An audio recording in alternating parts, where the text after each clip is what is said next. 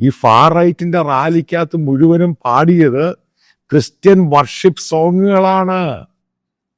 ആദ്യം മനസ്സിലാക്കുക, അല്ലാതെ ബ്രിട്ടൻ ബിക്കം സ്ട്രോങ് അങ്ങനൊന്നും അല്ല. ക്രിസ്ത്യൻ വർഷിപ്പ് സോങ്ങുകളാണ് അവർ പാടിയത്. മനസ്സിലായ കാര്യം? നിങ്ങൾ ചെയ് ശ്രീരാം എന്ന് വിളിക്കുമ്പോൾ അവനതുണ്ട്. അവനെ കൊണ്ടത് പറയിപ്പിക്കരുത്. ഇതിന് കാരണം എന്താ? ഇന്ത്യ എന്ന് പറഞ്ഞ രാജ്യത്തെ ജനങ്ങള് രണ്ടും കൽപ്പിച്ച് വീടും കൂടും ഒക്കെ വിറ്റ് കുടിയേറാൻ പോയി കഴിഞ്ഞപ്പോൾ അവൻ പറഞ്ഞു അവന്റെ രാജ്യത്ത് അത് പറ്റത്തില്ല.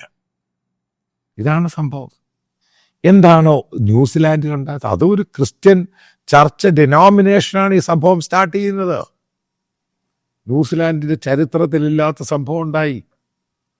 ഇന്ത്യക്കാർക്കെതിരെ, അവിടെ മുസ്ലിങ്ങൾക്കെതിരെ അല്ല. കാരണം അവിടെ മുസ്ലിം വളരെ ന്യൂനപക്ഷമേ ഉള്ളൂ.